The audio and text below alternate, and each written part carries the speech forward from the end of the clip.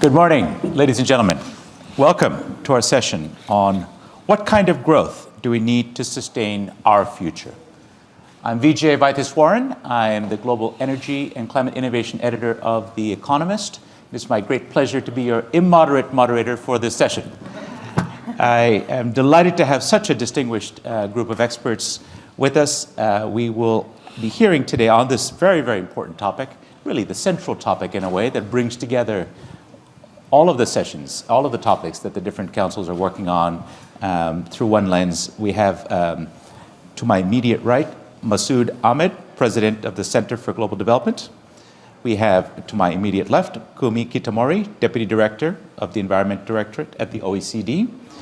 We have, in my far right, Alex Edmonds, Professor of Finance at London Business School, and Sandor Muslo, who is a tenured professor at the Austral University of Chile. Please give them a warm round of applause to welcome them to our stage and for sharing their wisdom.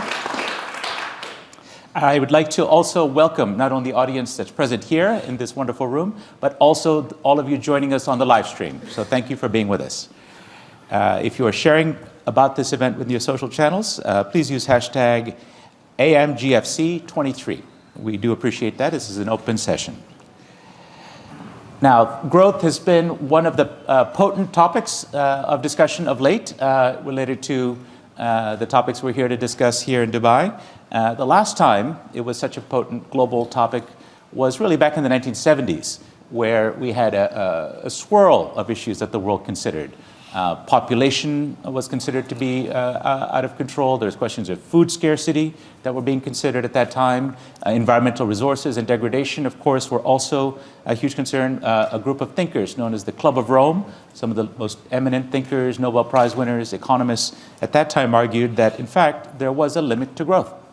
And there was a huge challenge to the prevailing orthodoxy of growth at that time.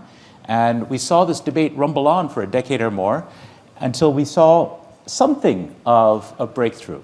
The United Nations convened what came to be known as the Brundtland Commission, which thought about how to think about the different challenges, the competing forces, and proposed the concept of sustainable development with the following meaning: development that meets the needs of the present without compromising the ability of future generations to meet their own needs. Now, this important and carefully chosen set of words framed the dialogue that ultimately led to the landmark Rio Summit, the UN Sustainable Development Goals process, which continues. And so there is a foundational work in this area. And yet here we are, we find ourselves as we come to grips with how to accelerate action on climate change, how to deal with questions of global inequity that persist and the need for development. And we think about other issues related to these that we'll talk about in just a moment. What is the role of growth? And so to help us dig into this, I'd like to ask my panelists, maybe starting with you, Masood. We'll start with you. When you look at the sort of witch's brew of forces now that bedevil thinking on the global stage, what is the right role for growth? Well, look, the growth simply measures the change in the level of economic activity at any given year or over any given period. And it's important because for the vast majority of people in the world, you can't see an improvement in their human condition, in their living standard, unless they have access to more economic resources. But you read out that quote from the Brundtland Commission, and that's where we're failing. Because the way we still deliver that level of economic activity is not consistent with not compromising our future generations. And actually, it compromises our present generations because we don't spread the benefits of the economic activity across the majority of people. Much of it is captured by a few. And also, we don't manage the transitions well because as we changed our economies, some people get left behind, and we've not been very good at taking care of them. So we need to change the nature of growth, but not give up on the concept of economic activity, because that would be betraying the needs of a whole bunch of the majority of the world today. So we need a rethink on how we grow is really your argument. Absolutely. That we need to rethink how we grow, and we need to rethink how we distribute the benefits of growth. right, which gets to the equity question. Absolutely. Great. Kumi, how do you see this question? What is the role of growth? Why is it important in your perspective? Well, I tend to agree with Masood. We still need growth, but it's the quality of growth that matters, as we said. And if I may put it this way, it's a quality, it has to be green, and it has to be inclusive. And of course, but in this context, today it's very urgent. These last two issues, we see already mentioned, we have the climate crisis. We need to accelerate action in a massive way. We need to accelerate and then scale up action. But then there's also a little bit of tension with this equity inclusiveness question, because a lot of resistance is coming from this, what does it mean to have bold climate action imposed by governments? Sometimes we hear noises of social injustice, and where I'm based in France, we've seen this yellow jacket movement, the Gilets jaunes movement. And one of the memorable lines from that happened, erupted a few years back, when people used to say, this was in reaction to the carbon tax hike. Mm-hmm. People used to say, Mr. President, you talk about the end of the world, but we, household, we worried about the end of the month to make ends meet.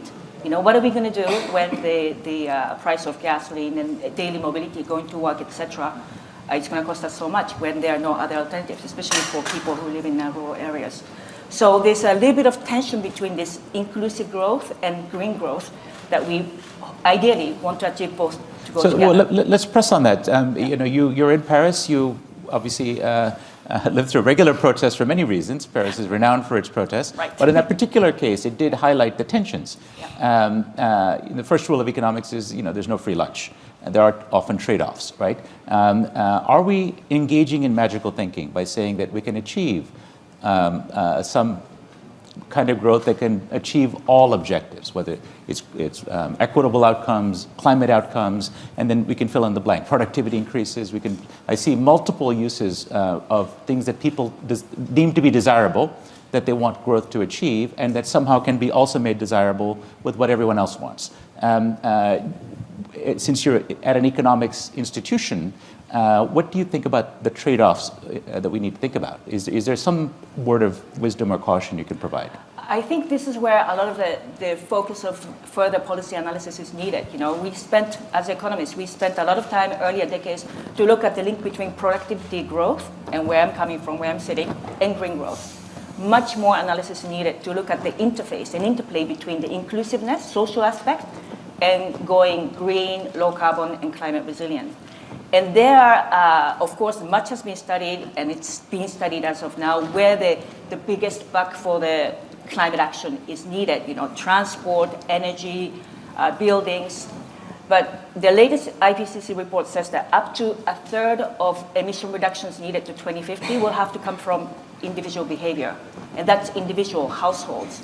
So much more has to be done, and I can talk a little bit about that. OECD and some teams from the Harvard, we've done this public perception and individual behavior on climate policy.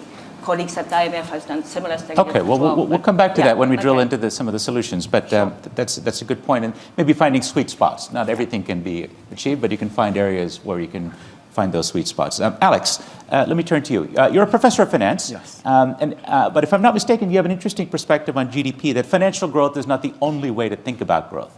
Can you tell us what you mean by that? Yeah, absolutely. So I agree with my co-panelists that growth is critical to increase social welfare, to contribute to human flourishing, but we need to recognize that growth can be on many different types of capital. So you can have growth in physical capital, that might be infrastructure or schools or hospitals or wind farms, but there's also growth in human capital. So that could be devising an enriching workplace, improving medicines, access to food. There's also growth in natural capital. So that could be preservation and restoration, and finally growth in financial capital, allowing people to save and invest for the future. As you've highlighted, that needs to be equitable. But if we think about growth as not just growth in physical capital, and that's often measured by GDP growth, but growth in these other types of capitals, which are often seen as externalities and not captured in the normal statistics, that's the type of growth that we need to sustain our future. Growth in social value, not just economic value. Aren't you engaging in that classic debating tactic of redefining terms so that you can make your point? I am, and I right? think that's critical, is that we do need to redefine the term. So is it, for example, I mean, the OECD in particular has argued for a very long time about the need for investment in human infrastructure, for example. Countries like the US have been underinvesting for many years and perhaps pivoting it, arguably at this time. But isn't that an input into economic growth? If we, again, put everything in